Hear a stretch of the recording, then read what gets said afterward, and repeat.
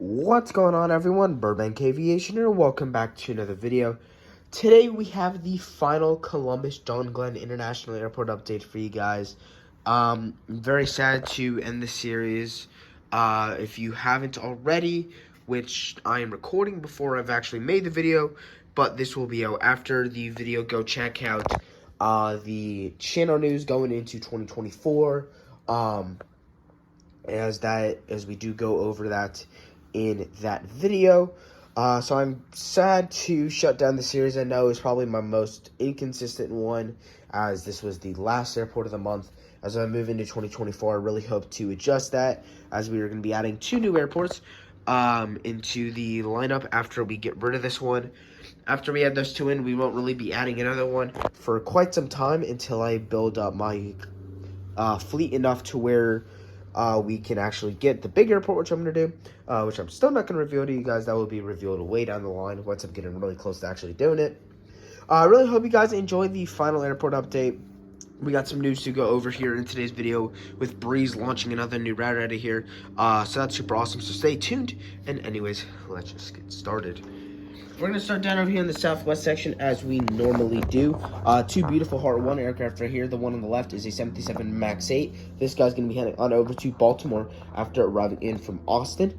And the 737-800 on the right is going to be heading on over to Sarasota, our returning seasonal service, after arriving in from Dallas, Love Field. The Canyon Blue 737-700 has the wingless, blended winglets today. He's going to be heading on over to Atlanta after arriving in from Orlando.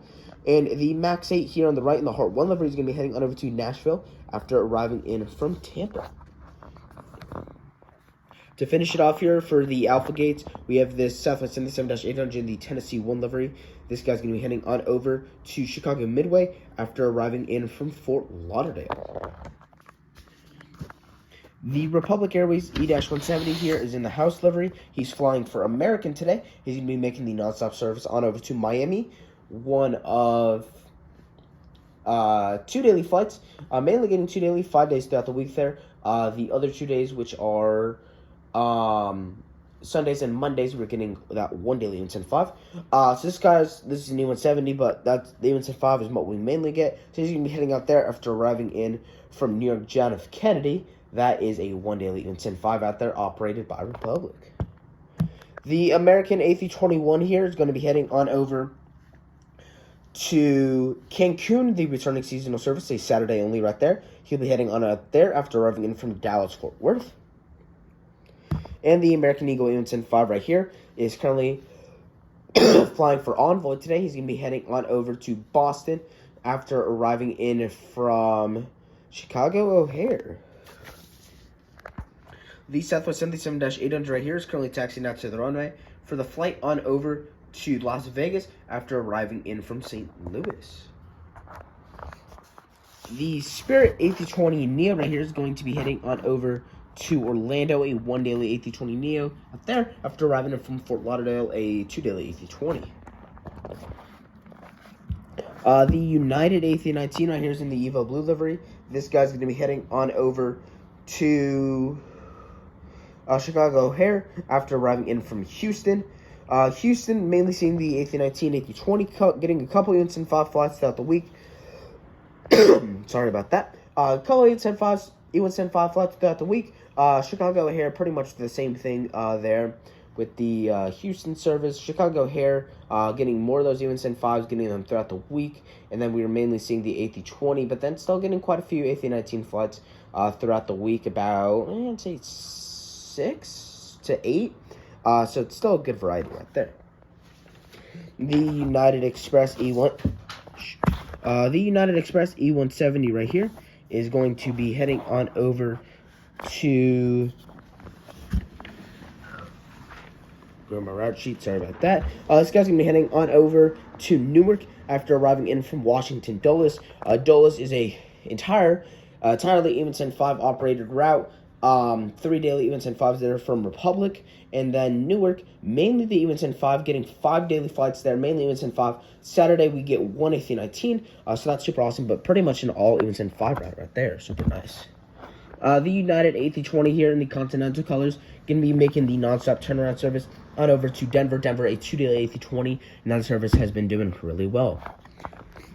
The Alaska 737-900 is going to be taxiing out to the runway for the flight on over to Seattle, Tacoma. A 1-daily 737 right there. That's super awesome. Been consistent for a long time. I love to see that route right there. The last American Eagle E175 here. This guy's going to be heading on over to... Haven't used New York LaGuardia yet, so he'll be heading on over to New York LaGuardia after arriving in from Washington Reagan. Washington Reagan, mainly a 2-daily right there, with 3 daily on Tuesdays. And then New York LaGuardia, mainly a 2-daily with 1 daily on Saturdays. The American A320 right here is going to be heading on over to Phoenix after arriving in from Charlotte. Charlotte right there that's one of her better services, mainly getting 5 daily but 4 daily on Sundays and Mondays. The A320 in the CRJ-900 is what you're mainly going to see 4 of those a day throughout the week. And then Tuesday through Saturdays you get that 1 daily increase, which they put an A321 on that. So the A320 and the CRJ-900 what you're mainly seeing there on that Charlotte service. The American Eagle E145, not many of these around anymore, the E145 in general. The second to last American carrier to still operate those outside of Jet, Zadex, and Contour, along with United. United, I'm pretty sure, I think all those have been, their E145s have been upgraded to the winglets version. This guy's going to be heading on over to Philadelphia on the turnaround service. We're getting 1 of these a day. And then we are also seeing E175s there. Saturday, we drop 1 of the E175s, which is what we mainly get Tuesdays. So I mean, it's fairly inconsistent, is what I would say. We're running 3 different schedules throughout the week. The main one we're seeing is 3 daily, 1 E145, 2 E175s. But we're also seeing a lot of the E145, 1 E175. But then when we get to Saturday, we're adding a CRJ-900 flight there. So mainly 3 daily throughout the week. Sundays and Mondays, that does go down to a 2 daily though. The Frontier A320 Neo is in the Poppy the Prairie Dog right here, livery right here. This guy's going to be heading on over to our 2 Frontier routes. Orlando, a very nice service right there. That's a 1 daily. Denver, a 3 weekly. Sorry. Both those have been increased. So very good job by Frontier right there. The Breeze A220-300 there on the left, he's going to be heading on over to our returning seasonal service, Fort Myers, and he'll be continuing on over to Windsor Locks. Both those are A220 services with West Palm Beach, our other returning seasonal service here for Breeze on an E195 along with Charleston. Windsor Locks, a 4 weekly, Tuesday, Wednesdays, Thursdays, and Saturdays. And then Fort Myers, a 3 weekly, Sunday, Tuesday, Thursday. A nice Delta connection lineup here. Very glad to finally be able to get some more Delta connection aircraft in here. The E175 there on the right is going to be heading on over to, we'll say, New York John F. Kennedy after arriving in from Boston. And the CRJ-900 or 700 on the left, filling in for CRJ-900. He's going to be heading on over to Detroit after arriving in from Minneapolis. To finish today's video off for the aircraft, we have this Delta 737-9GR. This guy's making the standard turnaround service on over to Atlanta Hartsfield-Jackson International Airport. That's been our Staples Delta service here. For a lot of my airports do the staple Delta service outside of Burbank, but Atlanta will be added here shortly in about 6 months from now. So that's super awesome to see. Atlanta service is very nice, mainly getting 6 daily with 4 daily flights on Sunday. The 737-9GR are being dominant, a couple 800s fitting into the schedule, but the 9GR is the dominant carrier on that route. So we do got some news to go over here. So we're going to start down here with Southwest Airlines.